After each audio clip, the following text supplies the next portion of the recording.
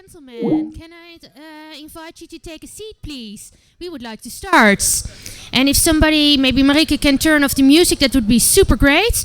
In the meantime, our technical team is apparently fixing problems with Skype. But at the moment, we don't need Skype. We need you all to take a seat. If you still have a plate, bring your plate. But find a seat, come closer. And I would like to invite Daria from ACE up the stage. She's head of growth here, and ACE makes it possible for us to be in this lovely location. So a few words on what's ACE. Tell us, please. Hi guys, good evening everybody. Welcome to the Startup Village. You guys are true pioneers if you made it through this weather. I'm really impressed.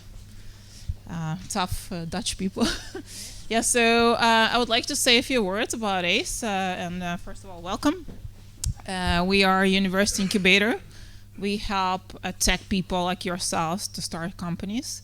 We've been doing it for almost 6 years, supported over 100 companies and still counting. So if you are interested to talk more about our work or if you are thinking about starting a company, there is an audience, another colleague of mine, Lisa. She's our wonderful program manager, so come and chat with us during the breaks. Thank you so much. Wonderful to have 4 people here. Yeah, thank you, and it's wonderful to be here. And there's another person that I would like to invite up on stage, and he's sampling his own wares. It's Menko, and he is our drink sponsor tonight, because you've already seen the lovely juices today, and maybe you'll even sampled them. So can you please come up and tell us a bit about them? Because we're very happy to have them. I displayed them myself, so look at how pretty they are. Yeah, you did a fantastic job. So yeah, thank you very much for having us. And since the last event, we said, well, if you guys are, we're all helping together a bit to make this a nice meetup, and why don't we sponsor a few drinks? So there they are. And these are the drinks that we produce. We sell them. They're based on all natural ingredients. We have pretty much of a high-tech component because they're created with high-pressure processing and other technologies to sort of keep them super fresh without any additional stuff in it to keep them, well, drinkable, basically. And yeah, these are the products that we're also looking into on bringing on the blockchain to really understand the origin of them. And we have trust in it, and our producers have trust in the factories have it. But we also want to make sure that our consumers have it as well. So that's one of the reasons why I'm here as an interested party, and well, enjoy and sample some. Thank you. Nice, thank you, Menko. Well, then, yeah, let's have an applause. I'm holding a microphone, but oh well. Yes, and then it means it's time for me to get my clicker, and it's time to start. Because as always, we're looking at a page you've probably seen, maybe even today, because we had a few more people joining us today, namely our lovely Meetup page. And we do this to check how many people we currently have. And you can see that we still have over 1,500 members. And every time the number of members has grown a bit, I think it's 20 more since last month. So keep it up. And on that note, we also have a very lovely YouTube channel with hopefully some people joining us today. Hoi YouTube. And we still need 4 more people joining us there before we can have our own vanity license YouTube URL with YouTube the Fork. So please join our YouTube channel if you haven't done so, because then we can finally make one that's not that hard to find. So, here are all the lovely channels, and this is a new thing, and if you scan it you can see everything, thanks to Rafael. Yeah, oh, wait for scanning, indeed. Yes? So, what's on the program today? First, I will start off with the news. We're looking into the news of the fork, some general blockchain news, and our newsletter. Then we will check in with our new case of the year. Last month we had elections, and you selected Fortified Seeds Africa as our new Meetup use case. So we will see what we selected, and we have some time to ask them some tough questions. So let's see. And of course, we have the challenge of a Skype session at a new location. So let's see how that goes. And after the break, we'll continue on with case 19 again already. And that will be Agri-Wallet by Coin22, presented by Rietberg, who I can't find. Yes! Followed up by a panel, so that's what we're going to do today. And of course, I also want to check who's in my audience today. I see some of pink name tags like mine. I see a couple of green ones. Are there any people wearing other color name tags than green or pink today? Yes. Blue, investor. Interesting. You'll be swarmed during the networking break. Any purples, any students? Because of course we are here in a new, very lovely location here. Students, yes. Of course we brought our own students. It's like bringing water to the sea, bringing students to Science Park, because our lovely stream team is not from here actually. They're from the ROC in Nieuwegein, and they are helping us with the live stream. So that's very great. So for you viewers at home, it's all thanks to our lovely students in the back.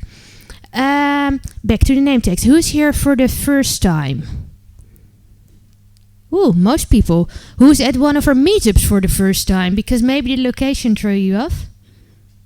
Still the same. Okay, that's interesting. Very good. Good start of the new year. For who is this? Hoe do you say goede voornemen? Indeed, a New Year's resolution. No? Learning about blockchain for food? No? Okay. Well, then, let's carry on with the news.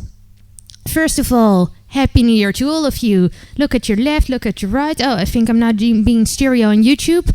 And there might be nothing there. But there might also be somebody that you would like to wish a Happy New Year. I would like to wish you all a Happy New Year. And since I'm on the stage, it's easy for me to do so. So, Happy New Year. And some other announcements. We have a lovely drink sponsor, as you know already. But we sponsored the food ourselves today. And of course, that's not really doable for us to keep doing that. So we would really like to have a food sponsor. So please help us look for a food sponsor. If not, then we will be a food meetup without food. So that would be a bit sad, of course. So please help us look for a food sponsor. And email me at hi@thefork.online if you have any ideas or if you like to sponsor, if you know somebody that you think would like to sponsor. And another suggestion is, if we're not having food, then maybe we should do a shorter meetup, for example, starting at 7. And I kind of want to check here what your opinion is about that, because I actually had a request already for somebody that was like, can we make the meetup start later? So, how do you feel here in the room? Anybody wants to give some input with me in the microphone? I know it's a bit scary, because I'm so high up on stage. Okay, maybe hands then, that's easier to start. Shorter meetup, I like it. Hands. No one. Interesting. So you're going to help me find a food sponsor then? Great, thank you very much. Continue on to general... Oh, food sponsor. I wanted to really press the point. Food, this is what you're missing. Continuing on to more general blockchain news. It's not only a Happy New Year, it's also a Happy New Bitcoin year, because the January the 3rd Bitcoin turned 10. So yay, happy not birthday anymore Bitcoin. On to the next point. Bakkt. It's Bakkt. Bakkt is a startup and they raised a lot of money, over 160 million in funding. And this blockchain startup makes it easier to pay with blockchain, to store your blockchain. And apparently people still believe in paying with blockchain because they raised a lot of funding. So that's maybe something to keep in mind when people are saying things like, Bitcoin is just going down. Apparently there is still money to be made in blockchain. Another thing that presses this point is that Facebook is interested in remittances through blockchain, and this is making it easier to send payments back to, for example, your home country, and by doing this through WhatsApp. So that would, of course, make it super easy to send payments and indeed actually revolutionize this. So very interesting news, I think. Maybe in our next newsletter. I see somebody nodding in the back. And more blockchain news. Blockstream has put up satellites so the Bitcoin network can be active 24/7 everywhere. So investing in Bitcoin infrastructure. And final point on the list. Who's read the Volkskrant article on Tony Chocolonely and blockchain? It was in Dutch. I see 1, 2, 3. Okay, I'm going to try again with the mic. Who does want to come forward and give an opinion? Or an idea, a takeaway from the article? I don't bite. Yeah, I'm a bit far away. I think they were too early. They did it, jumped in and jumped out. So they jumped out too early as well, you think? Yeah. Yeah. Yes, sure you can. I also think they have their supply chain very well reported and organized. So they know exactly already from where their chocolate comes from. They have a very controlled supply chain. Blockchain makes particularly sense if you have a very chaotic supply chain where you have no idea where stuff is coming from. So I also think it's they have the wrong use case. Or they should use it for payments or other stuff. They shouldn't use it for tracking and tracing. Yeah, funnily enough, Tony was not only negative, because you think maybe if they done a pilot and then pulled out, they just think blockchain is not for us. But actually in the article they mentioned that maybe in 2 years' time blockchain would be for them. So that's interesting to keep in mind, that that a blockchain pilot that's not continued doesn't really mean, oh, don't plug me out, that's not that they're not interested in blockchain anymore. It's just that it's for now not bringing them what they want. And continuing on with blockchain news, I want to invite Rafael up the stage to talk about and through the newsletter, because of course you're all subscribing to our newsletter, and if not, you can do so at our website. Yes. Hello everyone. Can I see some hands again for people who are not subscribed to the Fork newsletter yet? You're missing something. Every month we discuss a little bit what happened during the meetups, so you don't have to miss that. And I personally picked 3 cool news articles related to blockchain and agri-food, and kind of give some insights about it. So to make you all excited about the newsletter, let's go through the last 3 news points. How does this clicker? Aha.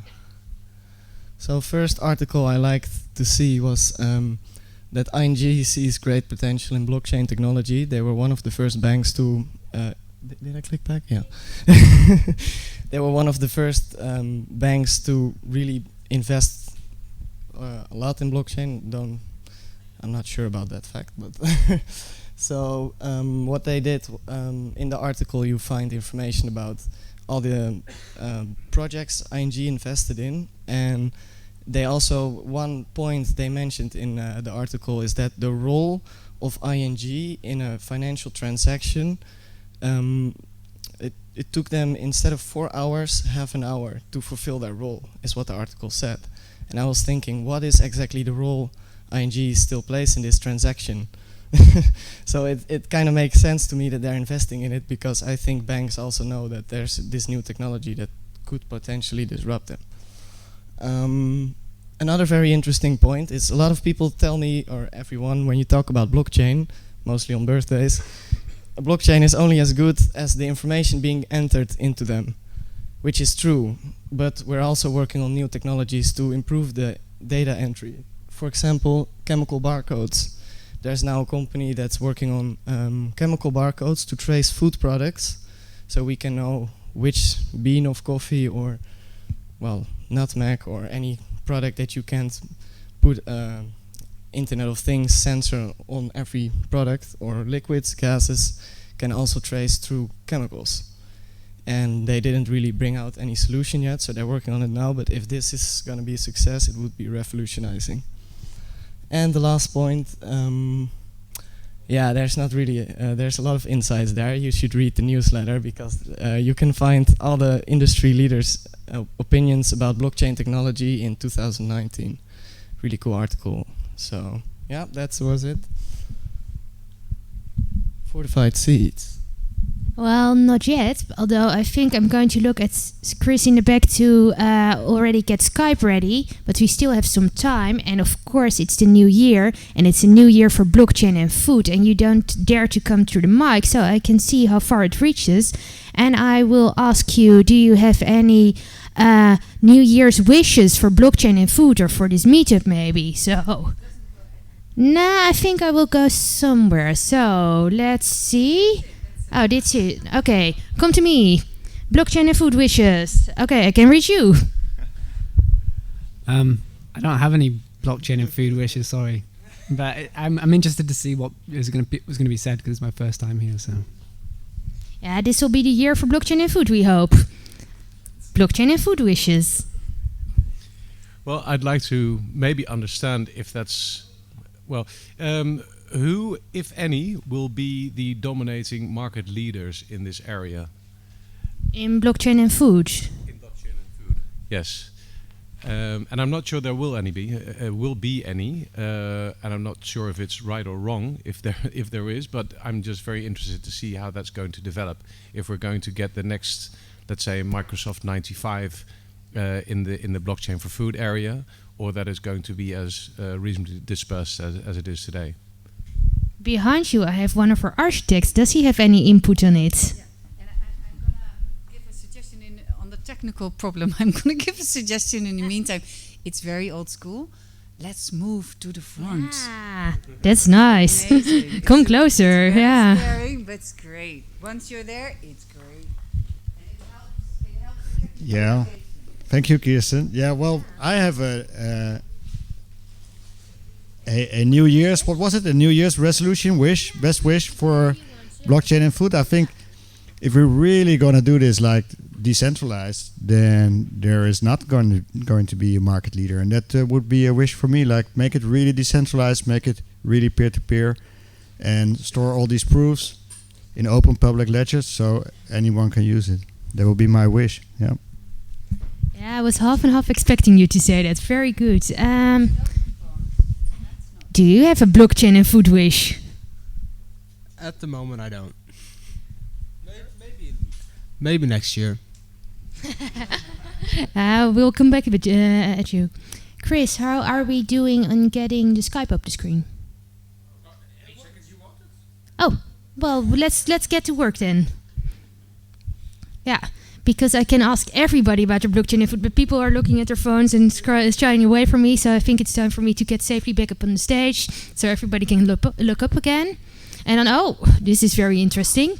This is Skype, and when Jenny is joining us, I will continue with introducing the Fortified Seeds Africa to you, because, well, if for most of you this is your first time, you probably weren't at the elections then.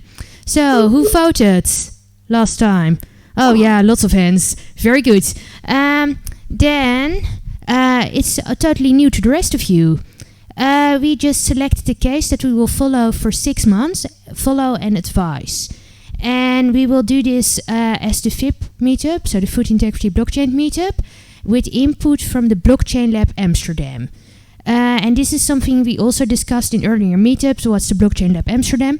The Blockchain Lab Amsterdam is a cooperation with different parties involved, including the Fork, which is the organizer of this meetup, to get everything straight in your head. And we do blockchain for ethical projects. So this could be food and blockchain projects as well, of course, like Live Local or Starting Project. And to define what's ethical, we have some guiding principles. And we will use those guiding principles to test our case. So BlockDAM, which is also part of the Blockchain Lab Amsterdam, and is kind of a collaboration for flex workers on blockchain, will help us to test those principles. I'm looking at Chris, how we're doing with the Skype. Okay, lovely. So I will... okay, but that's fine. Then I'll just talk through the slides. Then she just can't hear me introduce her. And And we selected this project to follow for 6 months, as I said already. And this is a project that's really at the starting phase. That's why it's so exciting. And there's 3 parties involved in this project. Harvest Plus. And we will be Skyping with Jenny very soon. And she will tell us a bit more about her role in the project. Seedjar and The Fork. So, Harvest Plus. I'm pausing for pictures. I think probably of the screen, so maybe I should move away.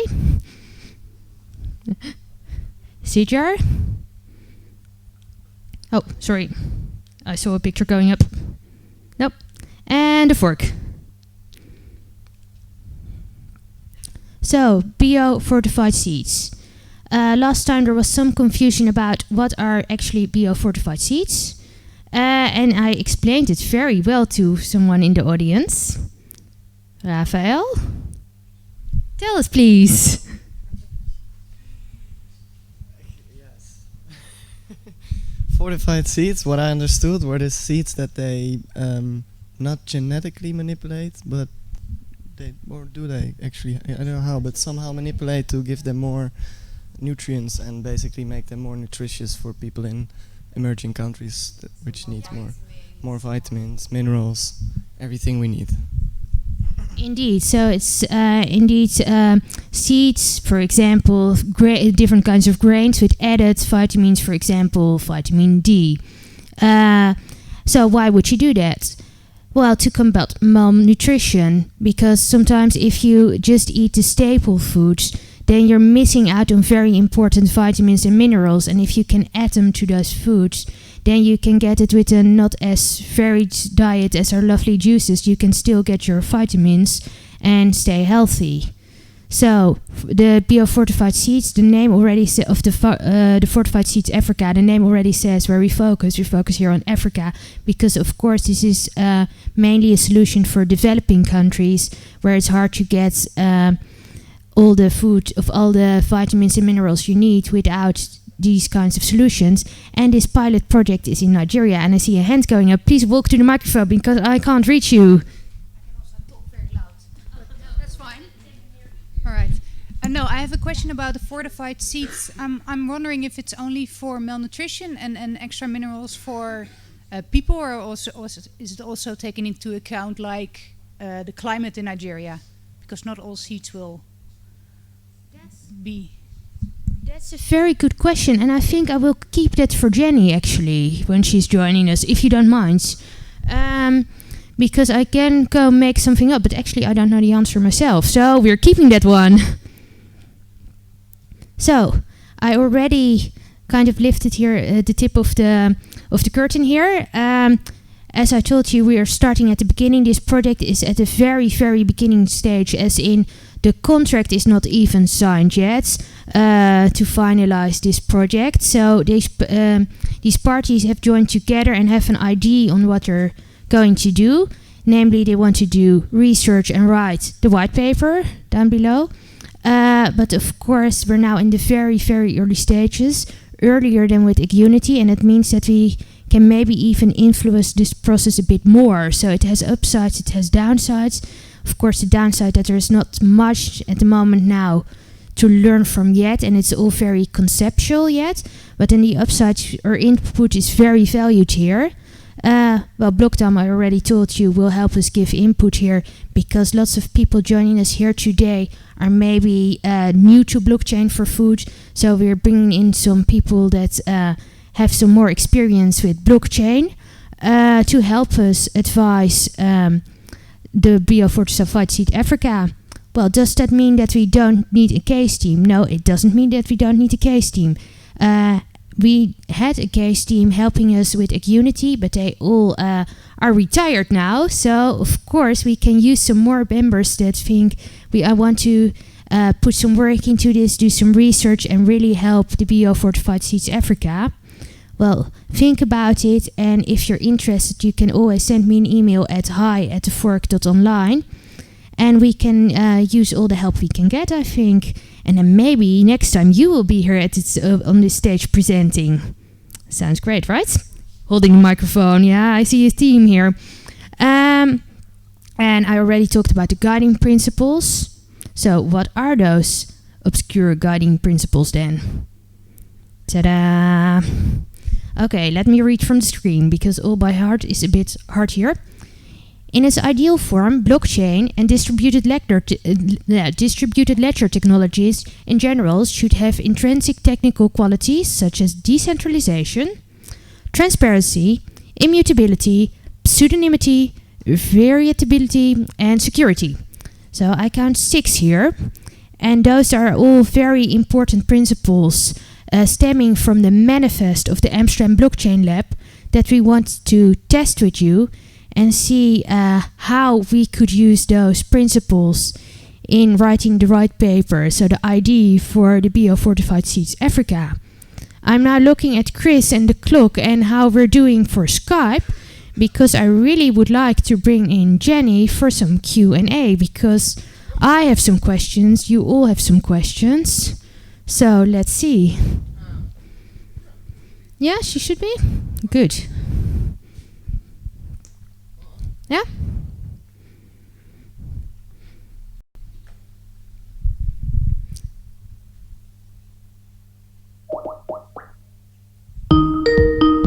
So you might remember Jenny from her election time, and she was also Skyping in. It was a very interesting Skype last time, so I hope this goes a bit smoother. Jenny, are you there? I am. Can you hear me? Yeah, I can. I can't see you yet, but I can hear you. Can you see me? No. Oh, you can't see me. Oh, apparently this is a dumb question. Okay, hey Jenny, I'm happy you can hear me. And it's great that you're joining us today. We just went over what's Fortified Seeds Africa, and we already have a question waiting for you. But maybe first you can explain a bit more on who you are and what's Harvest Plus, and why do we want this project to start, and why do we want the help of the FIB community with this project? Yes, of course. Yeah, very happy to. So to give you the background about Harvest Plus, so Harvest Plus is a non-profit organisation, and we have most of our support comes from the UK government, so the Department for International Development and the Bill and Melinda Gates Foundation. And we work on malnutrition, and we work on the most sustainable way to tackle malnutrition. So we do that by developing crops and foods that are naturally higher in vitamin and mineral content. So rather than tackling malnutrition by using supplements and other sort of interventions that are very expensive and one-off, we actually improve the foods that people are already eating through the use of through agriculture. And this is amazing sort of natural technology. It's not genetic modification. Whilst we're not opposed to genetic modification, we realise that a lot of the people in the world are opposed to genetic modification. So we use what's sort of natural selection and just crossbreeding and getting the very best crops that contain more nutrition naturally. We also focus on the crops that people are already eating. So rather than getting populations of people to actually switch their foods from something that they're not familiar with, it's making a more nutritious version of what they're already eating. And it is absolutely amazing technology that has the capacity to really transform malnutrition and work towards eradication of malnutrition globally. And I'm actually from the food industry, so my background is working with big organisations like Kellogg's and retailers like the Co-op in the UK. And I was asked to join the Harvest Plus team because of my experience in the food industry. And what we're finding is, even though that biofortification is literally game-changing technology, that the food industry are not adopting biofortification as quickly as we thought they would. I mean, this is it's sort of a bit of a no-brainer, really. If you can just naturally improve the food system with more nutrition, why wouldn't the food industry take that up? So through sort of really systematically talking to the food industry of saying, why aren't you using biofortification? One of the biggest barriers is that you can't distinguish biofortified foods from normal foods. So we're looking for a tool that actually helps us protect the integrity of the biofortified foods right the way through the supply chain. Because at the moment there's nothing there. So some of our crops are orange, so you can actually see the actual colour change and the difference in the food. But a lot of our crops contain more iron, and you can't see iron in a finished food. So what I've been looking for since I've been here is how do we actually overcome that? How do you protect that integrity of biofortification throughout, from the seed all the way up to the finished product on the shelf, or whether it's a roadside vendor in many of the countries that we work to. And blockchain has been suggested as one of the most innovative and sort of flexible ways to be able to do that. So yeah, that's sort of the backstory really of how I found the fork and how I have a problem that I hope we can all work together to solve. Great. So very briefly summarizing, I have a question first from Tech. I hope it's very important. Yeah. Could you turn on your mic? Your camera? Sorry. Oh, I thought it was. I'm sorry. Yeah, no problem. That was actually what I was going to ask, but thanks. Yay! We all see you wave. Great. You apparently can't see us, but we're in a quite full room at the moment, so that's good. And I was briefly summarizing, so it is hard to see if seeds are biofortified or not, so that's why you want to use blockchain. So that explains, I think, the blockchain part for the tracking and tracing and the proving that you have the real deal seed-wise. So why Nigeria? So Nigeria is one of the most developing countries. It is also a country with massive economic growth and opportunity. There is also established supply chains there where the problems that we're seeing in scale up of biofortification are the most apparent. And unfortunately, we are also seeing a rise in the incidence of counterfeit seeds and counterfeit biofortified products. So it's where the problem is most acute, and where we have the supply chains that are already established that we can actually work on to improve. While introducing you, I already got quite an intelligent question from the audience, namely biofortified seeds in Nigeria. Do you only do this because you want to add extra nutrients, or also because of the, for example, soil or climate conditions in Nigeria need some kind of modification of some crops to grow? So the way that we operate at the moment is what we call targeted breeding. So we actually develop the crops specifically for the countries and the climate.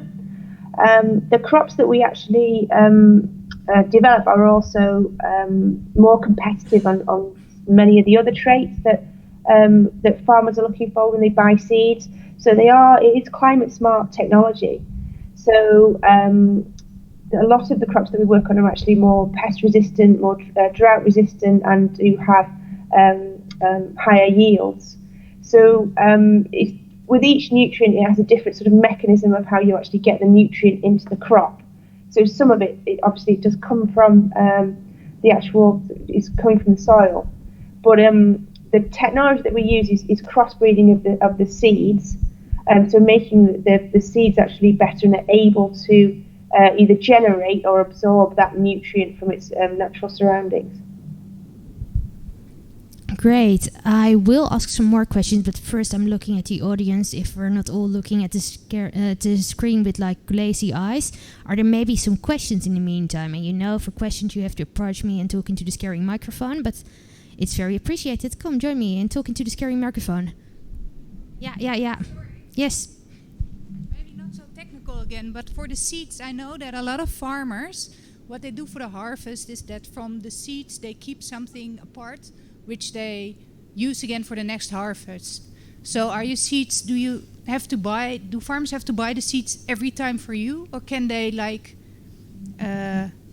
continue with, if they have once a batch of seeds, with the rest of their production? Because that's quite of a bias in the... Yeah, absolutely, and it's very important, especially for the smallholder farmers that we do work with. So beans, for example, is a crop that you don't buy new beans every year. You reseed your beans. So we ensure that once that they have switched to the biofortified version, that they don't have to keep buying new beans. Also, like the other cultivated crops like sweet potato and cassava, once you switch to the stems that are biofortified, you don't need to keep buying them. Maize and rice is slightly different. So we do have the seeds available that you can just reseed and make your own seed every year. But farmers do like to have a bit of a mix of all sort of methods. So where they can recycle the seeds and we do it, they will remain biofortified. But with maize and rice, which tend to be, farmers want to remain with the technology, they will and want to buy new seeds on maybe not on an annual basis, but on a biannual basis. But they don't have to. They're not sort of locked into having to buy the seeds every year. Thank you from the audience, and if there's any questions, please feel free to approach me and I will see you looking at the mic, so I will let you ask your questions. In the meantime, I have a question, namely biofortified seeds don't grow on trees that way, to put it that way. What's the supply chain for the seeds? Because of course blockchain for food is blockchain for supply chain, so give us an insight. How do they come into life and how do they continue on?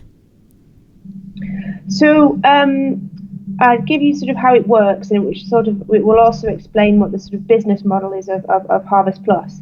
Is that our role of Harvest Plus is to actually convene the supply chain, or to convene the value chain, so that everybody lines up and adopts biofortification.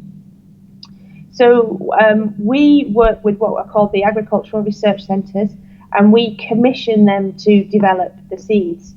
So we will go to, I'll use Nigeria as the example. We will go to the agricultural research centre in Nigeria, and we will say we would like maize to have this amount of vitamin A, and we want it to be climate smart. It takes a very long time to actually meet that spec and develop the seed. Then it's released into the country. And then we work with the existing commercial systems. We work with the seed sellers that are already selling maize seeds in Nigeria. And we pretty much give them the technology and say, this is what we want you to sell. Instead of selling that old version of maize, why don't you sell this one? So we will support them to actually manufacture the seed. And then we will support them to sell and market that seed to farmers. Then we work with the farmers to actually educate them on how to grow it and give them support in terms of growing. Then we will link the farmers to markets. So whilst we're really, our objective is to get those farmers eating and growing this crop, they are more likely to eat and grow and actually eat it if they've got a market. So we will then work with them so that they are working with whether it's aggregators or just farm gate sales and how they can actually sell their surplus crop. So some of it actually just ends there where the farmer actually grows it and eats it and then sells it at the farm gate. But a lot of it, and where we really see the route to scale, is where the food industry gets involved with it. So if we get the really big food giants on board with this, it will help actually grow and disseminate biofortification. So following the farmers and the aggregators, we then want to be able to work with the aggregators so that they're collecting the crops, whether it's from smallholders or local farms, to then supply industry of any size in that country. And then also for what we call sort of industrialization and mainstreaming of biofortification. We want developed countries to grow biofortified seeds in developed countries. I have a bit of a cheeky question for you, because you said you want to get the bigger food giants on board. Well, we've seen some blockchain projects where blockchain for food projects where blockchain is also used as a marketing tool. So, for example, the Albert Heijn orange juice, Moyi does it as well as a bit. Is this also that something that plays a part here in your exploration of blockchain? Yeah, very, very much so. And if I understand your question is, I'm a nutritionist by background, and I then got into the sort of commercial side of food and nutrition through my work in the food industry and nutrition marketing. And my job at Harvest Plus is to incentivize the food industry to adopt this amazing technology. And what the food industry is telling me is that you can't control it, you can't distinguish it. You have no traceability, and you have no authenticity throughout the supply chain. So if I can show the food industry, whether it's the Kellogg's or the Nestle's or your roadside vendor in Nigeria, that we can protect that authenticity throughout the supply chain, then the food industry will get on board. I'm not a techie kind of person. I don't really understand the ins and outs of blockchain, but I do know what an exciting possibility it is to the food industry and our donors, and this is why I'm so happy that you're interested in working with us. Is that I see this as a selling point, that if we can combine the game-changing innovation of biofortification and the huge innovation that blockchain brings. This is like combining two of the most innovative things in the globe today, of changing food systems and protecting the integrity of crops. Great. I'm looking at you, lovely audience, again, because I can, of course, talk for ages, but there's probably more questions than mine. I guess my question is, how does it work? Does anybody have any ideas about how it works? Do they? The heck, I don't know. Like, we've been talking about, like, we're gonna do. How are they gonna follow the crop? Technically.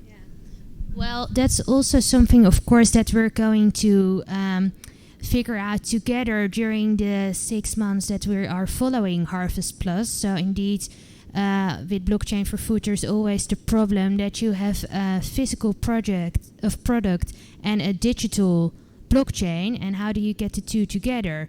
Because of course you can't just microchip every grain of rice, or in this case I think it's maize.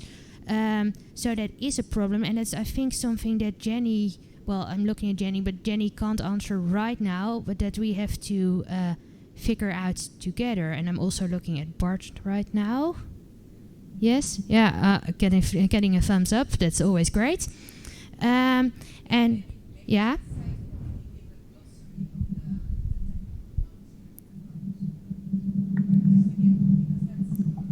Yeah.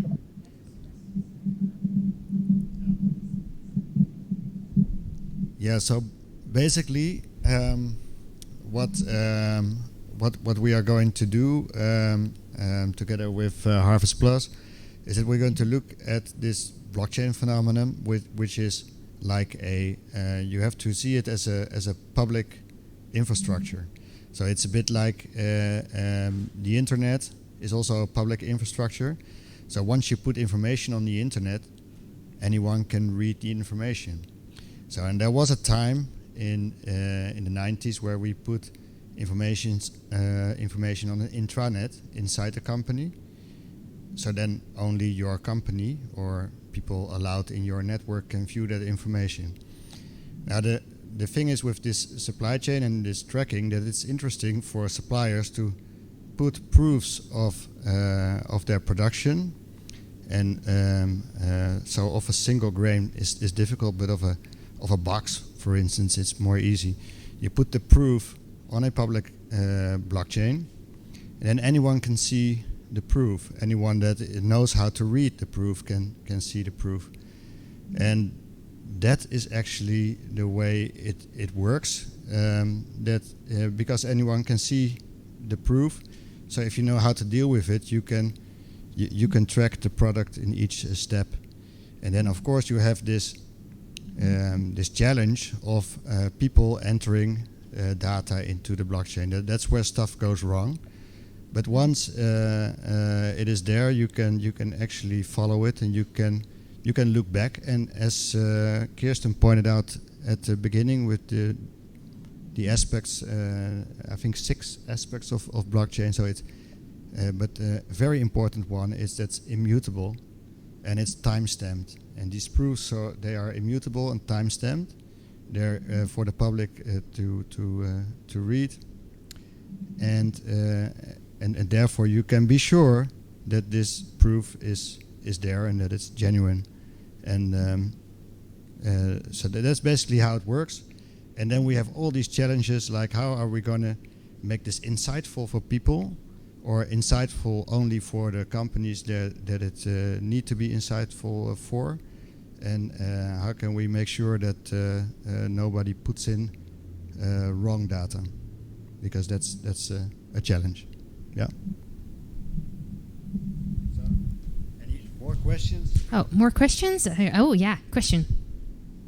Yeah, I have a quick question. So what you say absolutely makes sense, Bart. But I think that goes for your solution that caters for a lot of different products in food anyway, right? And for this specific case, you're actually looking into the seed. And when you talk about oranges from a juice, for example, you can say, well, my oranges are from Brazil, from this farm. And you don't necessarily care so much about the seed that grew or the tree from which it grew, maybe. Isn't a huge challenge for this seed example that you have to be very sure that the seed itself is exactly up to spec and that is not contaminated or degraded by reseeding, because that's really the origin. I mean, you can log the seed when it comes out from the cellar, but if that seller, either by accident or because of, well, other reasons, has sort of mixed up the seeds, then you can have everything perfectly logged in the chain. So you need some sort of genetic fingerprint maybe of that seed that is distributed in the first place. I'm seeing that as the big challenge as opposed to other food blockchain initiatives. Yeah, that is true. So a blockchain can only solve the digital part in this, and on the other part, maybe a solution like Raphael pointed out, like a chemical fingerprint or whatever can be used there, but still you would have to find ways to see the process, like how is the seed put into the ground, or but you can also equip these farmers with all kind of sensors that measure the amount of rain that falls. So you can do a lot, but you can, I think, never make it like 100% fail-proof. That would be, but at least you can make it a lot better than the situation now. So that's I think if we can have like a 10-20% better solution, then it's good. If it's a 50% better solution, even better. So we have those are the goals I think we have to look at. Last one question. Oh yeah, okay, good. So. We're going to build a blockchain. We're going to build a product that has an application for blockchain, but we're not going to build a blockchain first. Why does this version need to be decentralized and need to be a blockchain version? Couldn't you just build a centralized system? And then maybe you would have an incentive, for instance, investors to say, hey, we've got this product, costs this much money, we're going to make all these things for all these transactions. Why does it need to be decentralized? Yeah, well, I think maybe a few of you were here as well when the Albert Heijn guy was there, also telling about his experiences, and he said, well, if we are going to tell to our supply chain, hey, we're going to do a project and we're going to log all this stuff in a database, nobody would be interested in joining them to do that. So at first, the word database is not really exciting, not as blockchain is, so that is number one. Number two, he said, well, a database is owned by someone. So if a database is owned by Albert Heijn, then it makes less sense for someone else to contribute to that system. And the same goes actually with private blockchains. If private blockchains are I think the failure of the container logistic project with Maersk was also based on that. The network was largely owned by Maersk. And other people don't like that. Ah, okay, cool, yeah. Well, thank you, Rafael. So read the newsletter. No, but that's a problem. It's in the minds of people. You know, they don't want to contribute to your system. They want to contribute to our system, and that's why it's important to have it decentralized. Yeah. Thank you, Bart. No questions so far. There is a phone though. We're now finally talking about question? Sure. Yeah. Come on up. Yeah. You have to come to me. Yeah, I like the mic. No, I don't. So what I find really interesting about this project is that you want to impact on malnutrition.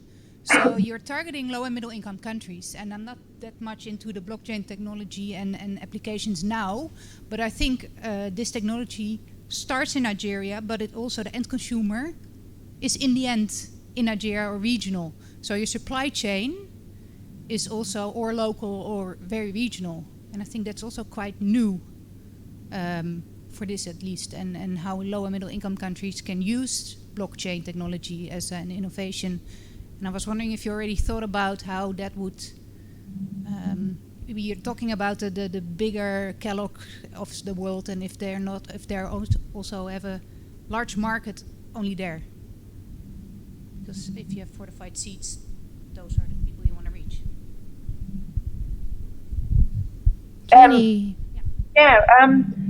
So I would see blockchain as a solution sort of for everybody within the supply chain. So we want our sort of primary objective is to get smallholder farmers in developing countries to grow and consume biofortified foods. If they have access to markets, they will grow more and they will eat more nutritional foods. And they a huge incentive to be able to grow and eat biofortified foods is access to market. And at the moment they're denied access to market because they can't demonstrate that it's biofortified foods. So by having this technology, it benefits our primary objective of the smallholder farmer. We want to then improve the health of the sort of more middle income consumers because they would have access to biofortified foods, so they are getting the benefits of more nutritious foods through biofortification because they're more readily available. And then local and global food manufacturers have the benefit that they're having this innovation within their product portfolios. So they actually have more nutritious foods which they can market at a price premium to the middle income and higher income consumer. So it benefits everybody along the value chain. It is solving one of our biggest problems.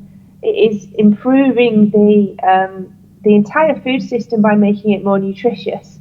And the more people are involved in biofortification, the quicker that we disseminate it. So our mission at Harvest Plus is to reach 1 billion people by 2030, and a quarter of the world's population who are malnourished. And this could be a huge key in locking one of the biggest barriers to scale to actually reaching more people. I have time for one well, actually I don't, but I can make time for one final question. Anyone? Yes, come on up. Finally you dare to go to the mic. Maybe more people after the break. The question is, why is there not enough buy-in at the moment? And what you've said is fantastic, because I think the idea is really good. And if it's food is biofortified, there's a lot of benefits to, especially in the. I mean, we don't have a problem here because we can buy anything we want, but there are a lot of places that cannot afford to do so. So why is there not sufficient buy-in? And I mean, it's such a brilliant idea. It's such a brilliant thing, but I'm not sure whether you have actually done it or you are thinking of doing it. That's the question I have in my head. And second thing is, why are people not taking this up? Is it because you can't reach the people, or is it because you can't show that you have not validated, you have not shown that you have done it? That's my question. It's a question honestly that amazes me every day. If biofortification is so amazing and could pretty much cure certain malnutrition globally, what's stopping people? And I think the biggest barrier is that you can't distinguish them, and this is why I need you is so we can show the food industry that. We can guarantee that they've actually bought biofortified foods, and then they can actually show the benefits to the consumer. And biofortification itself is so big. It's every single crop in every single country across the globe. It's sort of finding that first inroad to get it to take off, which is holding it back. And then they say that the food industry are not buying into it because they can't see the value and know that it's authentic biofortified foods. But we can encourage farmers in local level to actually adopt it, and they see the benefits to their family's health almost immediately. But that's like going farmer to farmer. If we can actually attack this from the very top of the food chain with the big global people and get them to adopt it, we're tackling the problem from both sides of the supply chain, and it will take off, and it will get to that tipping point. But we just need projects like this and tools to incentivize the industry to adopt biofortification to actually get to that tipping point. Yeah, okay. I think, thank you. That's a good clarification. But I actually like to point out what Martha said earlier. What you're doing in Nigeria is actually more a local and regional. Maybe there's a business model there. Instead of trying to reach all the big organizations worldwide, that takes a lot of persuasion and negotiation and what have you, that actually maybe even go local and do something there as a proof of concept. That's from the business perspective. Thanks. Well, that's maybe something we also have to look into during our meetups while exploring this. I am closing this down now because, of course, we will check in with Jenny 5 more times, all focused around a certain aspect of this process. So very exciting stuff. At least now we're all more familiar with the project. Jenny, thank you so much for answering the questions, and we will see you next month. Thank you very much. Thank you. Thank you. And that means that for us, it's time for a break. And there's still some lovely juices and other drinks in the back. And there's probably also still some snacks around. So yeah, we've done that. So break time, networking break. Talk to somebody you haven't talked to before. Tell about your wild blockchain ideas. And we will start again in 25 minutes.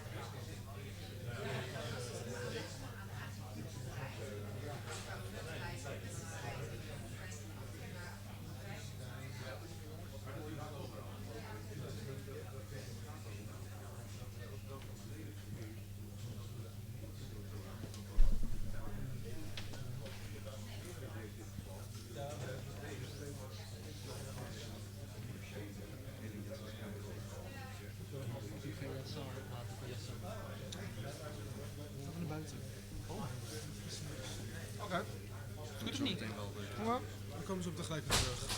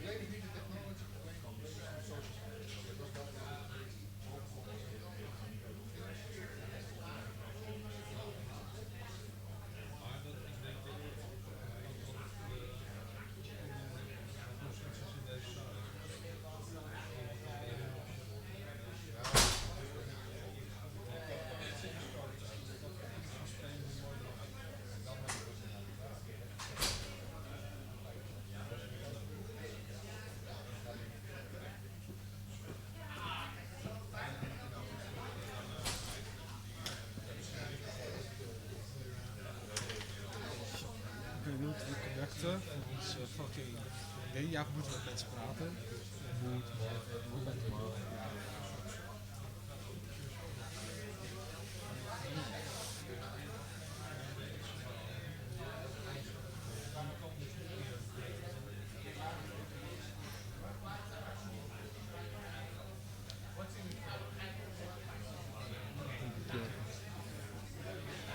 Ja, ga je nog voor?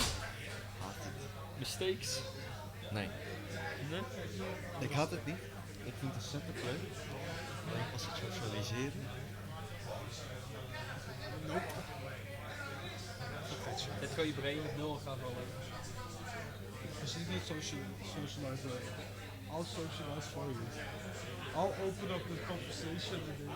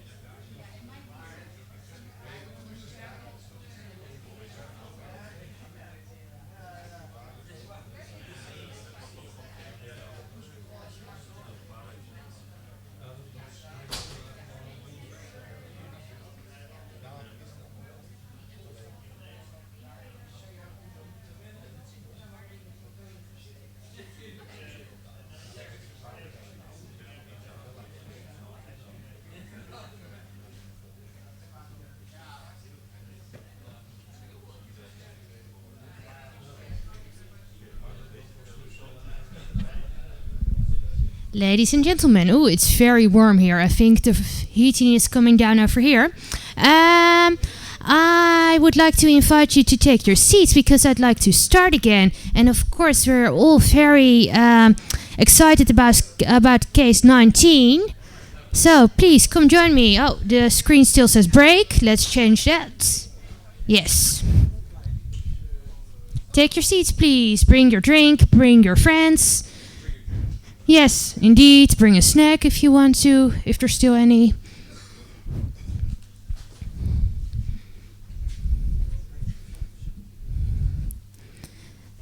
So, I'd like you to introduce you case 19, and this case will be Agri-Wallet, and it will be presented door Rietberg of Coin22. And a very brief introduction: Agri-Wallet is a payment system focused on farmers in developing countries. I think at the moment it's Kenya, but Ad will of course explain it to us. And of course it's backed by blockchain. So how we're diving deeper into Africa and how blockchain can help over there. So Ad, please join me on the stage and take it away and tell us about Agri-Wallet. Thank you very much. Yes. Okay, let's see how this works. Yeah, there we go. Okay, my name is Ad Rietberg from Coin22, and I'm going to talk a little bit about the Agri-Wallet. Here we see an overview slide that we come back to later in the program. I'm going into the different steps of the Agri-Wallet, and it's in the main thing. It's about farmers in developing countries. We currently work in Kenya with 10,000 farmers. We're supported by the MasterCard Foundation and the Rabobank Foundation. And we have like 3 main focus areas. We are about lending, saving and lending, using blockchain and mobile phones. It's about data. What do we do with data? How can we make data as a new currency? And it's about people, planet and profit. Now I'm an investor and I've invested in those 5 companies that you see here behind me. And the 3 companies on the left, Yameo, Yetis and Saffron, they are IT companies. And they develop different IT products for mostly banks and insurance companies. So my background is running or investing in these IT companies. And in these IT companies, we build mostly processing systems, so systems to process transactions. So for banks, we have processing systems for banks, we have for insurance companies. We were talking about insurance companies earlier, Achmea. And for instance, we build systems to process claims for insurance. In Holland, we call it declaraties, zorgdeclaraties. And on the right, you see 2 other companies. One company, Dodore, is a company that started as an NGO, and I will tell a little bit more about what happened there. And the company that I'm today talking about is Coin22. And Coin22, Dodore, and the company on top, Yameo, they work together in this Agri-Wallet. Yameo is the company that builds the Agri-Wallet, so they're the technical team and they're located in Gdansk in Poland. So they are the guys who use Java and they use Ethereum blockchain and Solidity programming language and things like that to build the stuff. Dodore is rolling it out in Kenya. And Coin22 is a bit like MasterCard or Visa. They are the processing company, so they are the administrator. So they administer the transactions. So you have to see this a little bit like MasterCard, what MasterCard is doing there in North America. That's where they process all their transactions, but in each country they have local partners. So they have local banks or local partners who run the MasterCard or the Visa programs, but it's all centrally also local processed in a central location. So Coin22 is the one that is actually doing the processing using, of course, blockchain technology.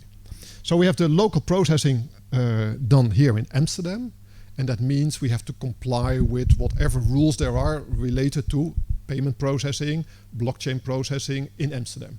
So we work in Kenya, but we have to comply with the local Dutch regulations and compliance. So we are registered at the AFM, the Dutch and the Dutch Central Bank. So we register with the Dutch authorities for blockchain administration and processing. Now, Dodore is a company that started as an NGO, and it started in 2010 when I was with a good friend. We were working on a project in Africa. And we came in Kenya, and at that time in Kenya, 2010, we were first saw the M-Pesa system. And I don't know if you know the M-Pesa system, had a mobile money system, the M-Pesa system. And we talked to people in 2010, and we were paying with it in shops, and we were paying it in the taxi with these normal old Nokia phones, using these SMS type of messages. And the people in Kenya were telling us that it changed their life. Because at that moment, only 20% of the people had a bank account, and 80% of the people had nothing, really nothing. No bank account, no address, no nothing. And then they got these old second-hand Nokia phones, and suddenly they could do payments. And what happened is, there people were living, let's say, in Nairobi. They had family members living in the rural areas. They were, let's say, farmers. And the children were, let's say, sending money back to the village, to their family. And before what they did, they put money, cash, in an envelope, and they gave it to the bus driver. Now you can imagine how much of that money actually arrived at their family members, you know. So if 50% of the money actually came and arrived in the village, it was, you know. So we said, okay, if you can do this with a mobile phone, and if, let's say, a lady on, let's say, an old Nokia phone or whatever, can now pay and receive money, why can't we just from Amsterdam send money to somebody who needs that? And we set up this NGO that I was just talking about. We set up this company Dodore. Sorry. Dodore? Okay, good question. Yeah, I'll tell you in a second. So we set up a Stichting Dodore. That's how we started. And we say we're gonna, from here in Amsterdam, we're gonna collect money from friends and family. And we work with schools and churches and whatever, clinics in slums in Kenya and in Ghana. We ask them to identify people who really need it. So really, really poor, mostly mothers with children. And we're going to send from Amsterdam €10 every month to them, $10, like kinderbijslag, we call it in Dutch. So support for a mother for her kids. And when we started doing that, and this is 2010, it was, to me, it was amazing because we were at that time working with big NGOs, and they had big organizations to get money from here to there, and they had a lot of people working here, a lot of people working there to get aid from here, from us to, let's say, these slums or these rural areas. And so what we did, we were on a Saturday, let's say, having 100, 200 mothers, you know, in Nairobi and in Accra in Ghana, and we would press a button here, and really 5 seconds later, we would get messages back, SMS messages. Thank you very much, God bless you. So the idea that you sit here in Amsterdam with a beer, and I was doing this with a friend, and you can press a button and you can help 200 people in a slum. And that $10 was for them a lot of money, because these were women that only had mothers mostly, that only had $30, $40, $50 a month. So $10 was for us like a very small amount of money, and what was for them the difference between giving some of the kids an extra meal or paying for the rent or not that month. So that was such an eye-opener for me that we say, okay, we have to do more with this. And at that time, 2010, sorry, let's first talk about what the name meant. So Dodore. So we had the idea, we read this book about donate directly. And I was reading this book, so we had to donate directly. And so we went to the notary to register this stichting. Stichting donate directly, Dodire, that was the name. So we told the notary to register this name, and we gave the notary a volmacht. I mean, how do you call a volmacht? Power of attorney to set up this stichting. And when he did it, he misspelled it. And it was Dodore instead of Dodire. But anyway, we liked the name. It sounds easy, so it sounds a bit African. So we were happy with the name. So we're still doing that program, and we have now 2 types of donations that we do. We do donations that are what we call unconditional, kinderbijslag. The mothers can use it any way we want. And we have a program that is specifically for nutrition. So the mothers can only use it to buy, to pay for a meal, to pay for the school meal at the schools where their children go to school. So it's a nutrition program. So we call it restricted money and unrestricted donations. Now, if you look in Africa, and if you look at, of course, the world population, we've looked at this already, and this chart is to me also so interesting, that we're going to exceed 10 million people, and that we see this, Sub-Saharan Africa, which was so small here, 1950. You know how many people? 200 million people in the whole of Africa. And Africa is bigger than Europe, USA, and China combined. So if you take the map of Africa and you put Europe and China and the USA on the continent, then you still have space. So Africa is so big and it had only 200 million people here. So where are we now? We're now somewhere here. So we have about a billion people here. And they're going to grow here to 2 billion people. So this is something that's amazing what's happening there. Now, if you look at this chart, and we're here, billion people, 2050, 2 billion people, and probably going to hit to 4 billion people. Now, in Holland, in let's say 1950, we had 10 million people. So imagine that by now we had grown 5 times. So if we would have grown the same like Africa, we would have 50 million people in the Netherlands today. And by 2050, we would have 100 million people in the Netherlands. So imagine that Holland would grow from 1950, 10 million people like we had, to 100 million people in 30 years from now, what it would do to a country like the Netherlands. Now, the Netherlands, we're rich, we can handle that, type of stuff. Yeah. But in Africa, there's an explosion. If you go to Kenya, in Kenya, there used to be 20, people were talking about Kenya, 25, 20 million people. Now they have 40 million people. Every year they get 1 million extra people. So this is going so incredibly fast with this fertility rate that they have at the moment. And what does that do? This is about poverty. This is about extreme poverty. And what you see is, in the past there was extreme poverty in Africa, in Asia, in South Asia, in South America. Poverty was spread out over the world. But in the future, the extreme poverty is only in one place. It's in Africa. Yeah, so we have to be really clear about it. If you look at the Dutch government with development aid, the development aid of the Dutch government, of the World Bank, of the European Union is not in the future going to Asia, not going to India anymore, or Indonesia, or to Brazil, or all these countries anymore. Because they are not extreme poor. But the extreme poor people in the future are only in one place, they're in Africa.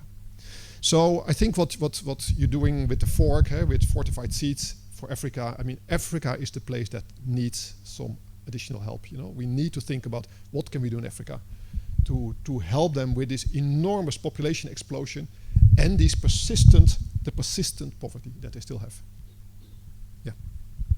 Isn't it also true that if you raise the standard of living, the fertility rate drops, and thus they won't have this problem anymore with explosion? Yeah, that's a very good question. So normally what we see in China, or in India, for instance, other countries, if people get richer, they have fewer babies. And so when you see here the variance, that if that happens, hopefully this happens. So hopefully the expectation is that if people get richer in Africa also, that the fertility rate will go down and that we won't have this huge explosion of people. Yeah, that's a good point. Yeah.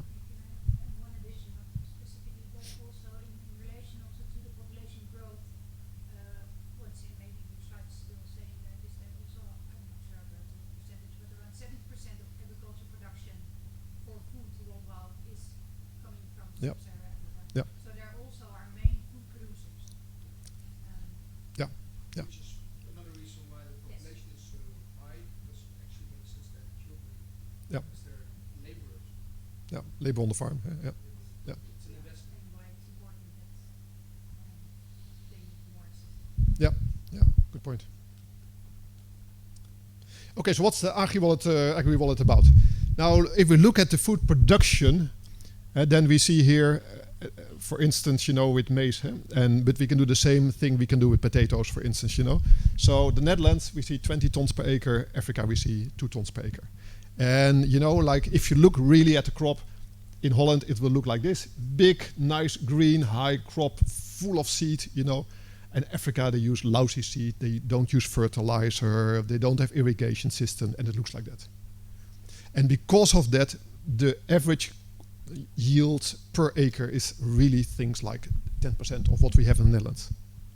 So if we think about increasing their yield, if we think about feeding more people, it is possible because they have a huge continent. And the yield is extremely low. So we shouldn't thinking about, you know, like expanding what this guy Isaiah is doing by 10%. No, we should think times 10 what he's doing. 1,000% increase, you know, or at least a few 100% increase. That's what we have to aim for. So we really have to think about a moonshot, you know. So how can we really help this guy Isaiah to go from 2 tons 100% higher to 4 tons, 100% higher, you know, to 8 tons and things like that. So that are the things that really excites me. How can we do that? Now, and I think that the Netherlands is a fantastic place to do it, because in Holland we have a lot of food technology. Wageningen, we have a lot of seed companies, we have a lot of expertise in this area. We are one of the highest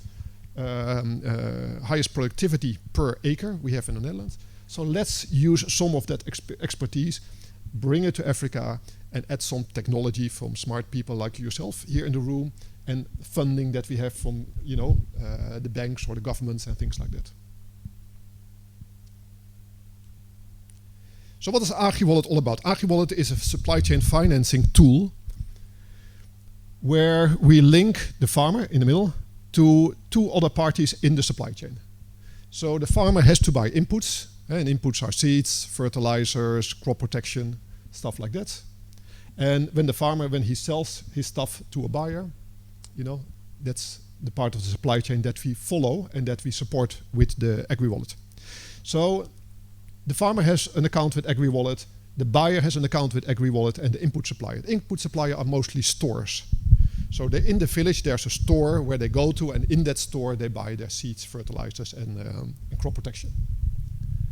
And what does the Agri-Wallet do? The Agri-Wallet is using tokens to make sure that when the farmer is saving and when the farmer is borrowing money, that the money is really well spent. What was one of the big problems? One of the big problems was loan diversification, loan diversion.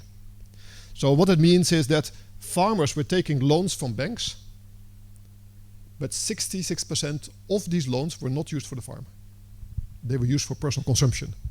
So if you are a bank and you give a loan to a farmer, and the farmer is not using that money for the farm, so he's not using that money to generate more income, but he's using that money for personal consumption, then the farmer only gets more into debt, finds it difficult to pay back, and therefore the banks didn't want to lend to farmers. So we say we must make sure that we can promise to the funders, and the funders here at the moment are people like Rabobank. We must make sure that we can say to Rabobank, we know that the money that we through the Agri-Wallet lend to these farmers, that money is well used. So we can use the blockchain to make sure that if we give a loan to this farmer, that they actually use the money not for beer and ice cream, but that they use the money for seeds and fertilizers and crop protection. Now, no, it's not a smart contract. No, but I will tell you a little bit more about this later. So, because of that, Rabobank joined the program. Before, Rabobank couldn't reach these farmers directly. They were dealing with big cooperatives and big buyers. So in the past, Rabobank, for instance, gave, let's say, €100,000 loan to a cooperative, but the cooperative couldn't prove what was the benefit for the farmer. Because it could be that, you know, maybe the director of the cooperative or the director of the buyer was buying new tires for his car or spending money on the office. They had no data to show what was happening to the farmer, to the individual farmer. So now what happened, instead of giving $100,000 to the cooperative, they give $100,000 to 1,000 farmers, each farmer, let's say $100, and now they can see exactly what the farmer is doing with that money. So now we can see that the farmer is using that money to buy better seeds, or is buying fertilizer, or is buying crop protection. And then we can see how much the farmer is selling to these buyers. And when they sell to the buyers, they can set a savings percentage. And the savings percentage is a little bit like a pension plan.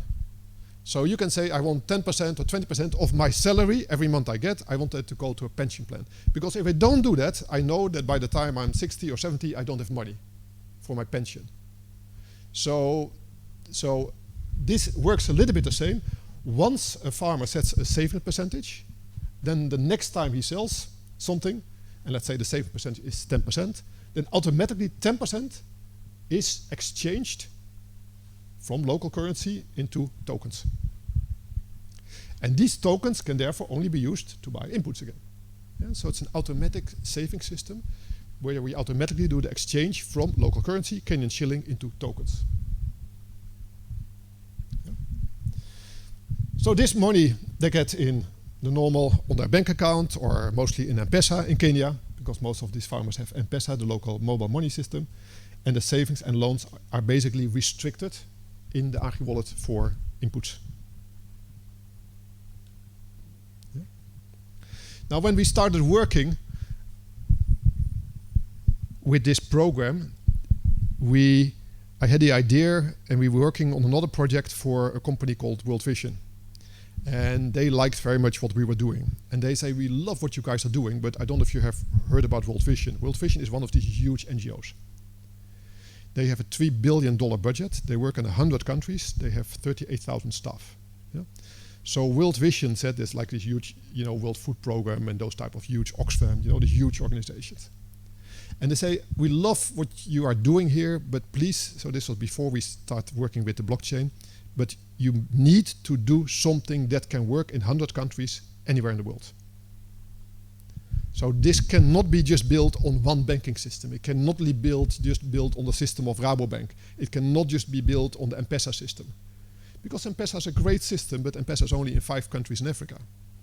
So you need to build it on a system that can really work anywhere in the world. So then automatically we were thinking it must be blockchain. It must be blockchain. It must be the way of thinking, a virtual currency, a blockchain, a token that we can use anywhere in the world. So that's why we started exploring blockchain. And then we found out that blockchain is nice and not nice, because blockchain actually is not so very suitable for microtransactions, at least not when we started. It was expensive, it was slow for microtransactions. So we started with small loans, sometimes of $10, $20, $30. And then if you use Ethereum and you had to pay gas and you had to wait, sometimes too long for the transaction to be processed, it wasn't that suitable for these microtransactions. And so when we started, we said, okay, let's start with a 2-token architecture. So basically we have here our own system, the Class B tokens, and we link it also with a blockchain. Now for the moment we're using Ethereum, but I think in the future there will be a lot of other blockchains coming that are probably more suitable than Ethereum for microtransactions. So we build it in such a way that we can switch here Ethereum to maybe something else in the future, But the idea is we have something that is centralized, we have something that is decentralized, and now we can take advantage of the best of both worlds. So when it's easier or cheaper or faster, or we don't need the whole trust thing, then maybe the centralized is the better solution. Maybe when it needs to be, really transparent, it needs to be decentralized, a lot of people need to have access to this data and things like that, then maybe a decentralized solution is better. So with the 2-token architecture, we really try to make the best out of the both worlds.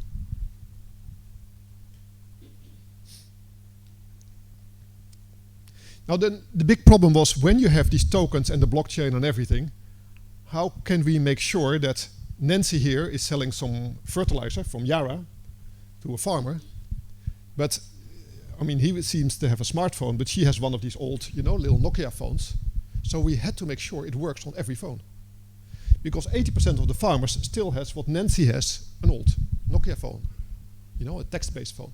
So we had to build an interface about making it easy to work with a blockchain. We had to make it really, really, really, really easy for a farmer or for a input supplier to work with the blockchain on these old phones. So we had to make a link, a very simple command structure that works with the local SMS gateway that then links to our platform. And that has taken a lot of development and to make it really user-friendly. And when we go to countries like this, and when we work with people that have only the last few years worked on these old phones, and that's all they've done. They've never worked on a laptop, they've never worked on a smartphone. It has to be super, super, super simple. And there you see here the farmer, for instance, checking his balance. So for instance, when you want to check your balance, the only thing you have to do, for instance, is to make it really simple and to make sure that it works in every country. Thinking, how can I make it really, really simple? Just put in a question mark. You put in a question mark, because a question mark, you can use it in a French-speaking country, in an English-speaking country. You don't have to learn a local dialect. So anybody can learn a question mark, you know how much money you still have in your Agri-Wallet. So those type of really simple things. If you want to move money from, let's say, your token account, let's say a store want to move money from a token account into their real account, a bank account, then they use you as a hex sign. You know? Simple things like that. So Rabobank became our partner. We're really happy with that because Rabobank is big into agriculture financing. Rabobank obviously is also interested in the technology. From a technology point of view, Rabobank is very interested in the data point. What can you do with this data? In the past, it was very difficult to create a credit score for a small farmer. These small farmers, they don't have collateral. They don't have a credit history. So it was very difficult to determine who can you give money and how much can you loan to an individual farmer. So Rabobank is interested. We are very happy because they give us the funding for onwards lending. And we are very happy to work with them on what can we do with the blockchain, how does it work, what can we do with the data. And Rabobank is really working very closely with us in this area. So what happened? We developed it in 2017. We got some funding last year, and yeah, so the graph, you see the graph itself. Yeah, so really, thank you very much. Thank you. Thank you. Yeah. Target 1 million customers, you know, so target 1 million customers, and we have put it at 2025, you know, 1 million customers, but the sooner the better. The farmers want the product. That's what we can see here. So we really got some funding here, you know, in April, May, and boom, there it goes. The farmer needed. The farmer are all short of cash. The farmers, and we go to this. So when we go to a farmer, we never go directly to the farmer themselves. Sorry, but we always, the farmer must be linked in the supply chain. So the farmer must be either recommended by an input supplier, like a store. So the store says, I work with these 100 farmers. So it creates trust. Because the store says, why don't you take an Agri-Wallet? So the farmer comes into the store, says, have you heard about the Agri-Wallet? The farmer sells to a buyer, says, have you heard of the Agri-Wallet? And that can help us to grow so fast. So currently we have about 26 big buyers on this side. We have 85 input suppliers on that side. And so we can grow very fast because they come and introduce the farmers to the Agri-Wallet, and then they pick it up. So we're really happy with that growth spurt we can make. Yeah, and this actually going back to the last slide. So it's about lending, using blockchain, using mobile phones, making that happening. It's about data. What can we do with this data?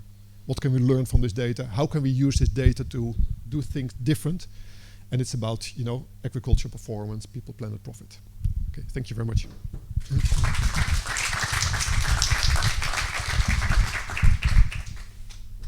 Well, thank you very much.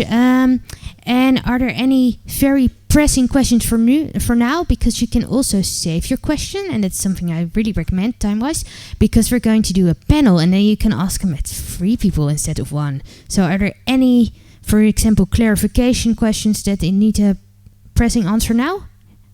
Come forward. It's obviously not super, well, it's not super pressing, but one thing that is super interesting, by the way, and congratulations with the success. How do you deal with currencies? Yeah. So as you just saw, it's we have 2 types of tokens. We have the Class A and the Class B token. The Class A token, this token is on the Ethereum blockchain. So this token you can speculate with, it goes up and down. But the Class B token is what we call a stable token. And it means a stable token is linked to a local currency. So it is stabilized to a local currency. Every country you roll into? Yeah. Exactly. So we in Kenya now, we are just starting in Rwanda now also, so it will get its own token. Yeah. What's the name of your Ethereum token? Yeah. You cannot buy it. We don't have done an ICO. There's a few white papers behind there, I think on the table, so you can look at it, but it's CTT, Coin 22, CTT. Okay, there will certainly be more room for more questions. I would like to invite you out to take one of the chairs, take your pick. And there is 2 more people that I would like to invite to join us. And I've seen him here. First of all, Lan G, who rushed to make it here. Familiar face here at the meetup. Lan G is a researcher at WUR and can probably introduce herself better than I can. And of course, also, there he goes already, Hussaarts, and he works at the CEO office from Economische Zaken, so that would be Economic Affairs if we translate it. Thank you very much, both of you, for joining us. And Thies, can you please introduce yourself? Yes, hello, my name is Thies. I work at the CIO office of the Ministry of Economic Affairs, Climate and of the Ministry of Agriculture. In the CIO office, it's pretty much an organization that is internally based, and we try to incorporate a digitalization within the ministries, and my aim is to promote innovation within both ministries. And for example, we try to do that by educating our civil servants on what, for example, blockchain technology can mean for their policies, or artificial intelligence and stuff like that. So yeah. You just introduced me perfectly. Thank you. I don't think everybody knows about the blockchain research of Wageningen. That's true. So what are we working on? PPS's. Yes. From Wageningen University and Research, we work on blockchain for agri-food. It has been a program financed by the Ministry of Agriculture, Nature and Food Quality for 2 years now, and will continue this year as well. We aim to, first of all, to help explore the possibilities, and also to understand the challenges in implementing blockchain for agri-food, especially to address societal challenges such as transparency, circularity, and sustainability in agri-food sector. At the same time, we work together with private partners, because it's very important for blockchain for the implementation, also to have relevant, viable business models and governance model. So we are still working on this project, and currently especially work on blockchain for agri-food on several compliance themes such as food safety and sustainability and circularity. And we welcome your participation in our research projects, and we regularly also join Meetup, and we share our findings with different stakeholders. Dear audience, feel free to line up here to ask your questions, because I know there are a couple in here, and I will start with asking a question to Thies, I think, because, well, we've seen this interesting project of payments in Kenya. And why don't we have something similar yet in the Netherlands with all our lovely infrastructure? Yeah, I was actually about to ask him the same question. One of the questions I wanted to ask you is this model that you're using in Kenya applicable for Dutch agricultural? Yeah. I don't know about agriculture, but if you think what is the essence of what we're doing, the essence of what we're doing is we're using tokens to earmark funds. And we want to make sure that the funds they save cannot be used on beer and ice cream. We want to make sure that the money they borrow cannot be used on beer and ice cream. Now in Holland what we do, we give people zorgtoeslag. We give people zorgtoeslag. And I mean, how do you say zorgtoeslag? Healthcare, health insurance, support. And you give it to people who need it, who maybe don't have enough income. But you don't control that the money can only be earmarked and spent on, on healthcare. So to me, it would be such a no-brainer to use blockchain, to use tokens, to use something like that, to give zorgtoeslag to people in a wallet, in a zorgtoeslag wallet, in a government wallet, and they can go to healthcare providers. And that would be so easy because there's about 20,000 registered doctors and pharmacies and clinics. They're all registered in the database. So you can really, really earmark the money, and you make sure that people don't get into the temptation to take the money, go to the pub, drink beer, and then they don't have money to pay their insurance company or their healthcare provider. So I see a lot. I don't know about agriculture, but I see in other areas a lot of opportunities for earmarked money. Yeah. Yeah, agriculture also. Come, and also lovely viewers online can't hear you. So if you want to talk, use the microphone. Oh, sorry, it was now in Zoetermeer you already have something called the Zoetermeer Pass, I believe, which is something that's also that you can only spend certain amounts on specific things that you got the money for. And Zuidwolde, they have the same. They can have the money for children, also on this way. So you have dedicated parties who can have the money.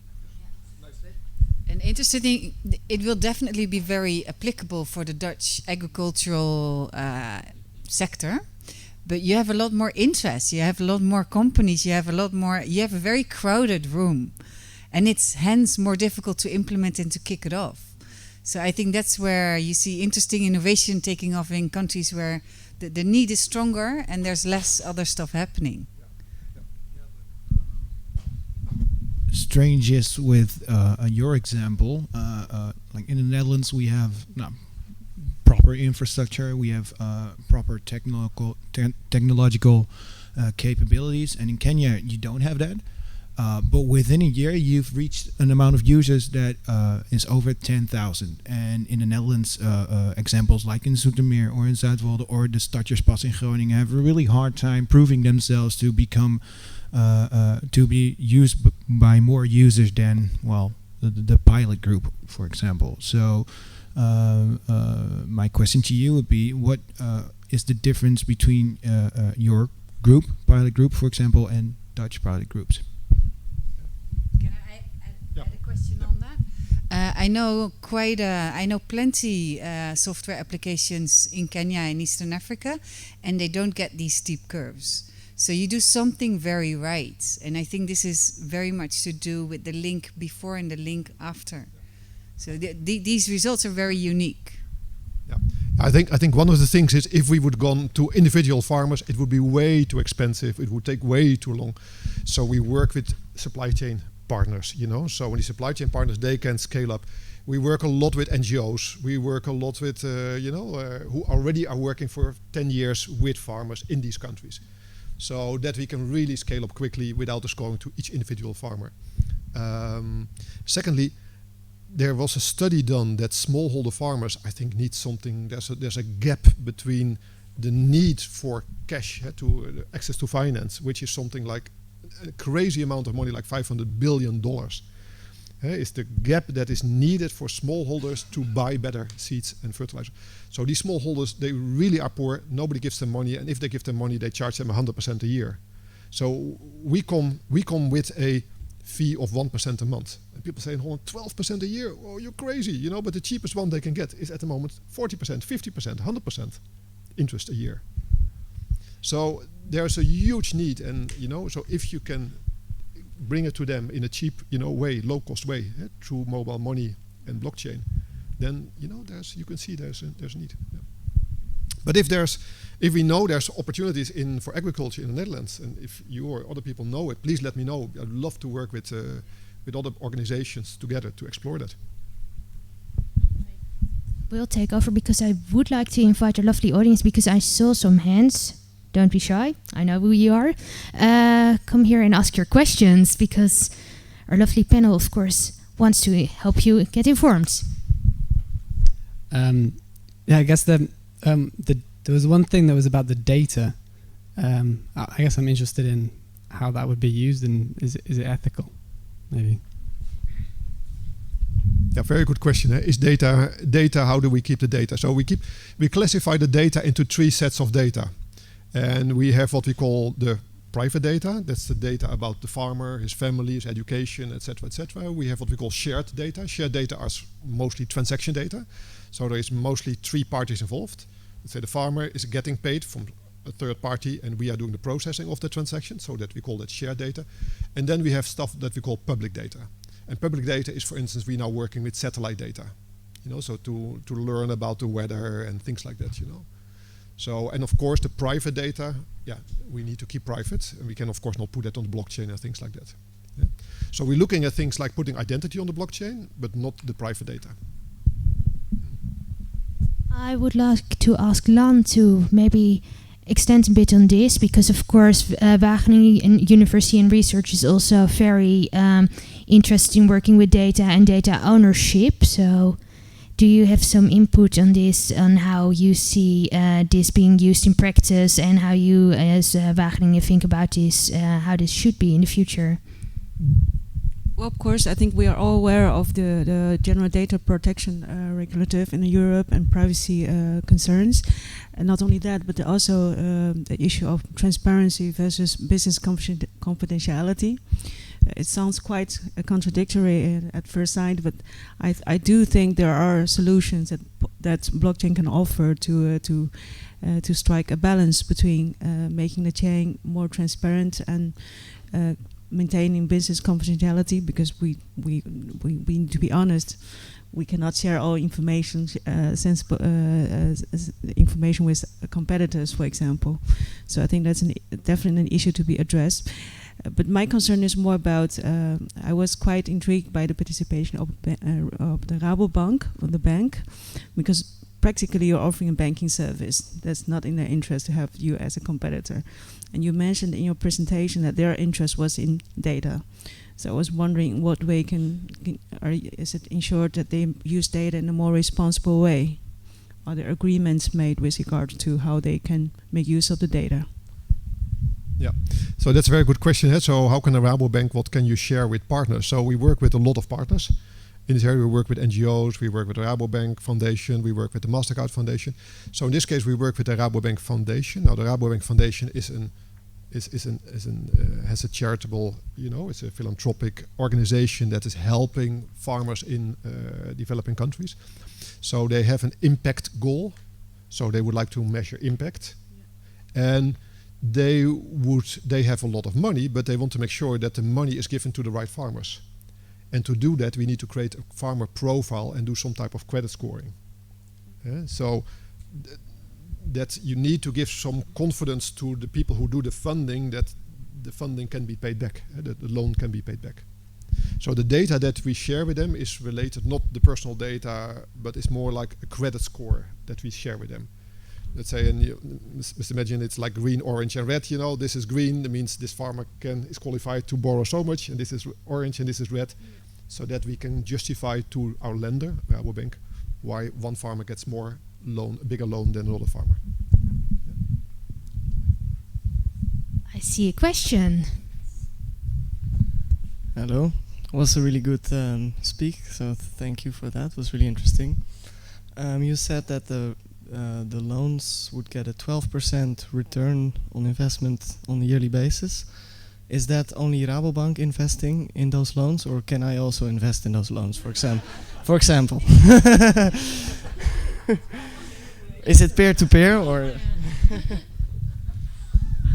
Yeah, it looks like very nice, But okay, so now I want to tell you another. I wanted to talk about my friend. Our software companies are in Poland. And in Poland, at a certain moment, interest rate was very high, and the interest rate in Switzerland, in the Swiss franc, was very low. So the Polish people, they took mortgages in Swiss francs. And that was wonderful, because they say, I can borrow money for 1%, and in Poland they were paying 7-8% interest rate. But there is a reason why the interest rate is low or high. And what was the reason? The reason was that at a certain moment, the Polish zloty, they dropped, and the Swiss franc went up by 30%, and a lot of people went bankrupt. So you must really understand that when you get 12%, yes, I can give you a bank account later where you can put some of your money, and I give you 12%, but you also have the risk of the currency. And if the currency drops by 20%, you lose 8% a year.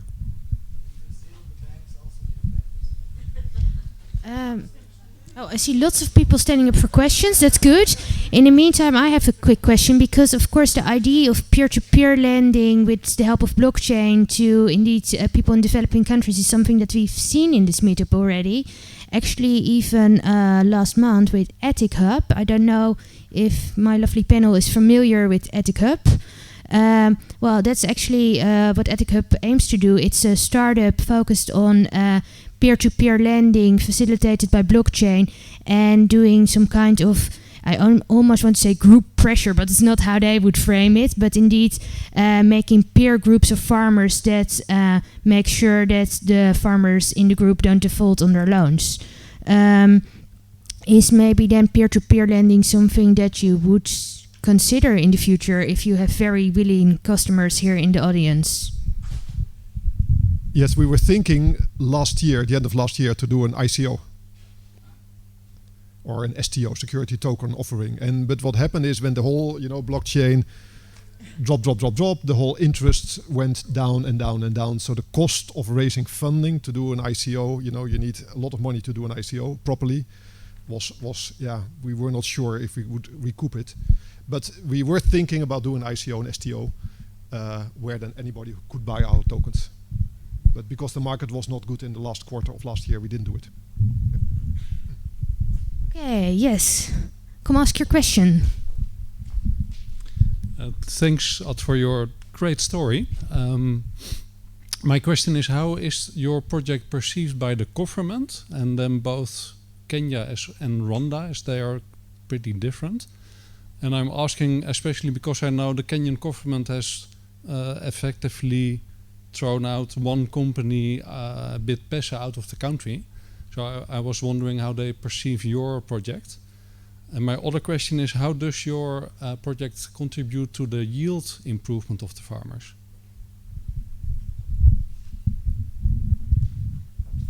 So in Kenya, we told our staff, you cannot say anything about blockchain.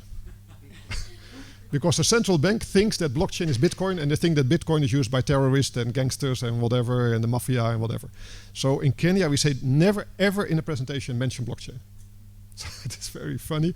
So there we are just a savings and loan program for inputs. And they're happy with that because it helps farmers get money to buy seeds and fertilizer. Can I say something on that? Because I was in Nairobi 6 weeks ago or 2 months ago, and there was somebody from the technical office from the ministry, and he had, so we were talking about agriculture only, and he had smart contracts on the first slide. And I immediately apped this to sort of our own ministry. They have it on the first slide. So it depends. I mean, government is a big thing. So it's not all of Kenyan government. I just want to correct for that. Thank you, Marieke. So that's good. Yeah. So that's smart contract links sounds smarter than Bitcoin or other things. That's a bit scary. And the other part of the question was, what was the other part? About the yield. Yeah, okay, the yield. So I was talking to a farmer who is producing sorghum. Now sorghum is like barley. You can use it for food, for animals, but also for beer and things like that. And he was producing 600 kilograms, on his acre. And I say, is this what other people also do? He say, no, I could easily do 1,800. I say, if you can do easily 1,800, what do you have to do? I have to buy fertilizer. I say, but can't you get fertilizer? Yeah, see, the store down there, that's where I can buy fertilizer. I say, why don't you buy the fertilizer? I don't have money. So just by enabling them to get to save or to borrow for the fertilizer, he could triple his yield. I mean, it's amazing. So sometimes we think it is very complex, but often it's very simple. And access to finance is not always a solution, but in a lot of cases, access to finance is part of the problem. So if we can give them access to finance, for a lot of people, it's part of their solution to increase their yield. Before I go to the next question, just jumping in on the Kenya thing, because of course previously we've seen a Nigerian project and they seem to have a bit more blockchain friendlier attitude. So a question to you and a question to Lan. First of all, why pick Kenya and not another African country that might need your aid? Apparently, apologies, that might need your aid as well. And to Lan, what do you think are maybe the best countries for blockchain and food applications, and preferably focused on developing countries? You can think it over a bit. Okay, we started in Kenya because when we started with our foundation, Stichting Dodere, we started in Nairobi and in Accra, and we found out that Nairobi is way ahead in mobile money. So mobile money adoption in Kenya was really, everybody had a mobile phone. And in Ghana, in Accra, in Ghana, we had sometimes to give mothers phone. We had to teach him how to use a phone. We had to buy them a SIM card. So if you want to do an innovation in Africa, first start in Kenya. There's a lot of knowledge, a lot of technology people, a lot of smart people there. And if it works there, then go to the other countries. So that was our approach. But we will definitely go to other countries. So the idea is to go to at least 10 countries in Africa. Rwanda is next. Uganda is of course next door, and then Tanzania, and then also we go to West Africa. We are part of a program called To Scale, and To Scale is in about 9 countries in Africa, but a lot of them are in West Africa. So Ghana, Nigeria, Ivory Coast, Senegal, those countries. Perhaps I could say something about really generic. If you look at looked at the application of blockchain, you look first at the problem you try to solve, and then you look at existing landscape in terms of existing IT, information technology, and organizational landscape. So I think if I would have to choose, you first look at the existing digital level of digitalization data, and then also look at the way how currently information streams are organized.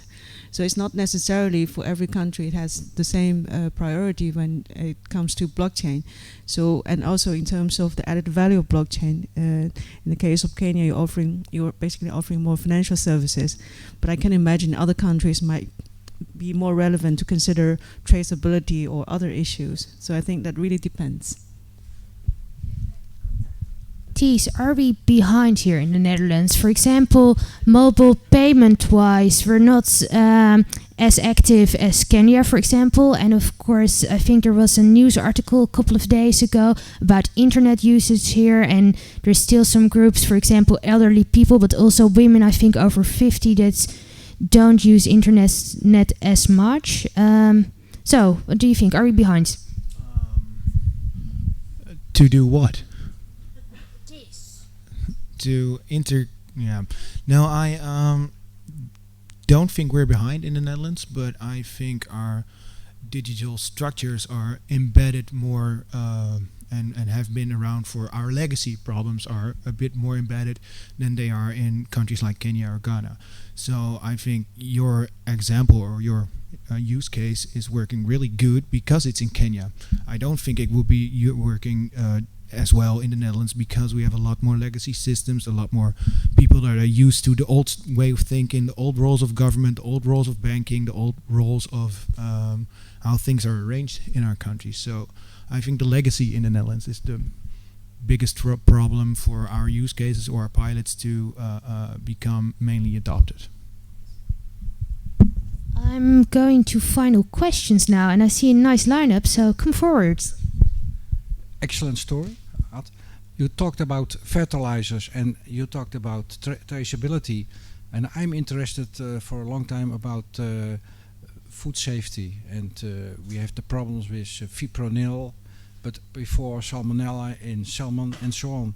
And I think that's the economic part of the story, that these might be interested in this part of it. It costs millions of euros if we have a problem with safety, and we have a globalization of the food sector. So I think why don't start with all kinds of regulations to now we're waiting for the next problem. Really, that's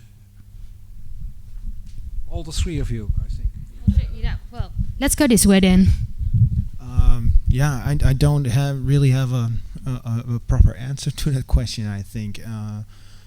Because the problems are really complex and it's really hard to know where to start. And legislation is not my point of expertise, so I don't really have a proper answer to your question. I'm sorry. Well, I do agree. I think in the Netherlands, in terms of the existing legacy systems, digitalization, financial services are quite advanced. But there is quite some easy to achieve application in terms of food safety and traceability, and that we can make use of existing systems actually, and it also has quite high consequences. I think that's the focus in the Netherlands in terms of application of blockchain, food safety, and especially connecting existing data sources and make sure that to apply blockchain to strike the balance between transparency and business confidentiality. I think those are the challenges we should work on. Yeah, I think food safety is a big issue. We are currently, this year, we're going to start to work with Van Rees. Van Rees is a big buyer of tea Now, tea is Kenya, India, all these places, Malaysia, the big countries for tea. And Van der Rees is specifically interested in what we're doing because they want to know what type of crop protection they buy with Agri-Wallet. So they want to specify for the tea, if you want to ship it to the Netherlands, for Van der Rees to bring it here, this is the only type of crop protection that we can accept. And with the wallet, we can see what they buy. So we see which crop protection they buy. So that's why they're very interested in what we do. This is not certification, but it's a way to make the supply chain more transparent, and it helps big purchasers of food products. I see already my final question here. Rafael, come forward. Yes, hello. I have another question for Ad. Actually, 3 questions. So I hope you all have some minutes left.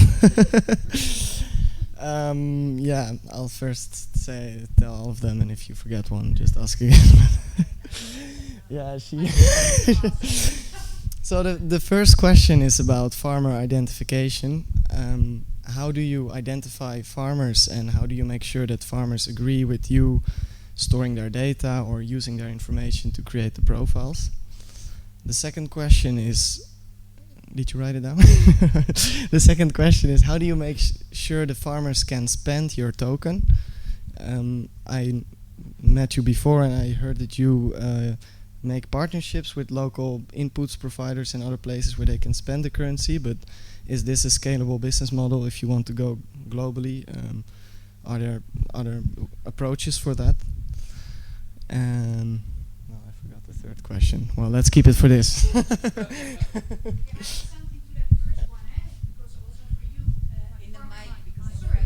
Farmer identification, especially in countries in Africa where there's no bank account. They don't know their birthday, so it's all 1st of January 1999. They all named David Okot, even father, son, whatever. And they don't have a passport or identification card. So how do you know you're talking to the right David Okot that has the loan? Yeah, that. So farmer identification, what we did is there's a unique number that everybody has, and that's the phone number. So the phone number is the Agri-Wallet number. So the phone number is their account number. So if you lose your phone number, it's the same like what happens with mobile money accounts. You have to register with us and we register your new phone number. But the phone number is account number. Now, they don't share phone numbers. So if, let's say, somebody doesn't have a phone number, we help them get a SIM card. They can share the phone, but not the SIM card. Yeah, things like that. Now we follow, in banking, we have to do something, it's called KYC, know your customer. And we don't do our own KYC, but all our customers have M-Pesa in Kenya. And M-Pesa has done KYC, so we bank on the KYC that M-Pesa has done. So when you say your name is Marta and this is your phone number, we have a direct connectivity with this M-Pesa system, which is a Vodafone system, and then we can check that Marta with this phone number actually exists in the system. So if Vodafone says, M-Pesa says, yes, Marta with this phone number exists, we accept that they have done a good KYC. Now the other question is, how do we make sure that the tokens can be actually spent? Yes, we need to have shops where they can spend the tokens. So it's a little bit like MasterCard and Visa. It's nice to have a card, but if you can't go to the shop or to the whatever, you can't buy anything. So yes, we will have to work with stores, but these stores are very happy to work with us because, you know, the farmers that have an Agri-Wallet can normally spend twice the money that they could before. So it really helps them to increase their turnover. So whenever we go to a store and we explain them the story, explain to them what it does, everybody signs up with us.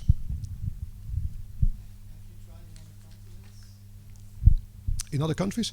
We're gonna continents not yet, no.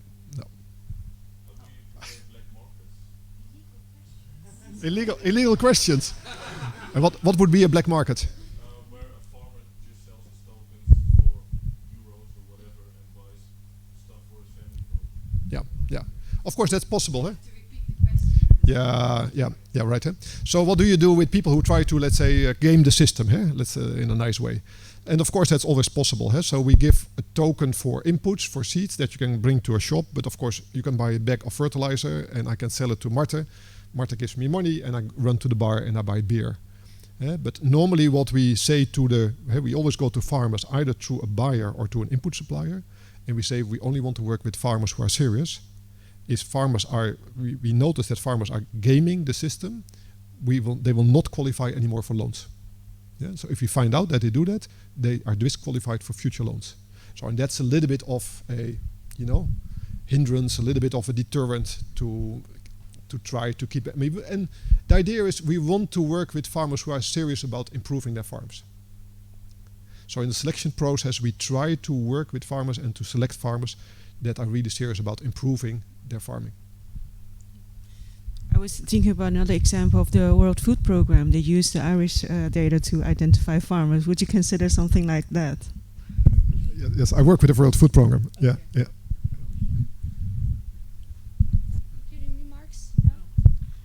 In that case, thank you all very much. And if there's any questions, please save them for the drink afterwards. For now, a big applause for our lovely panel. And panel, I would like to invite you to take a seat because I still have some room for the pitching floor. Yeah, we're almost closing. Pitches time. Because, let me explain it briefly, because many of you are new today. At the pitching floor, you get 1 minute to pitch your blockchain project or ID to our lovely audience. So if you want to do that, well, you know the drill. Line up, please. And I have one semi-volunteer. Christian, please join us.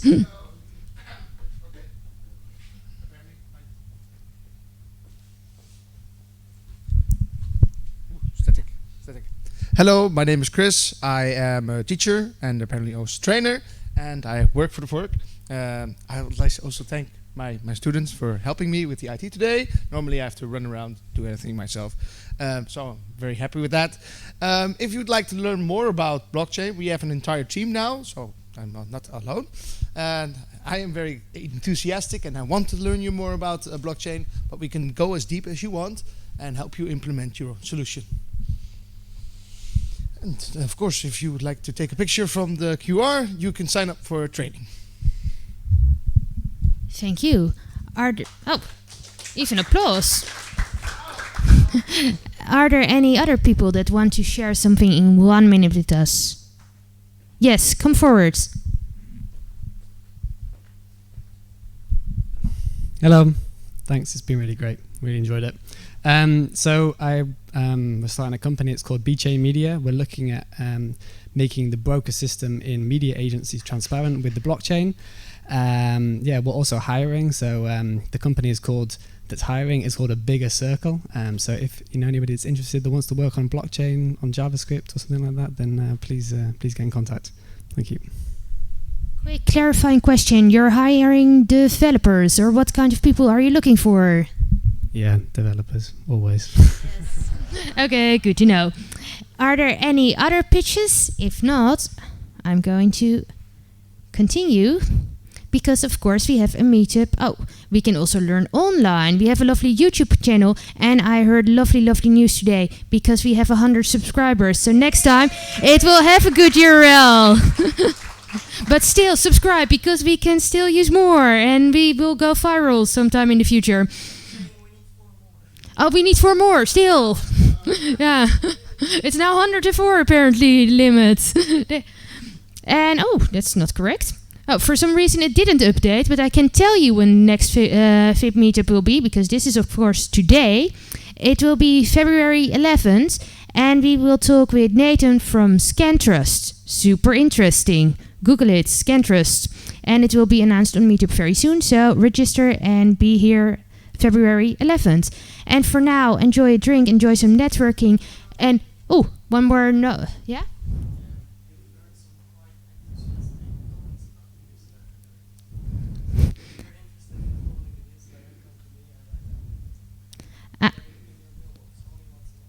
Very good. So newsletter, and for the people at home, please go to the Fork site, and there you can enroll yourself in the newsletter.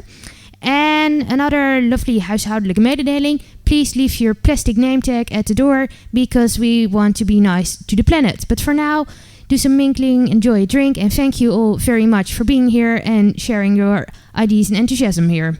Thank you very much.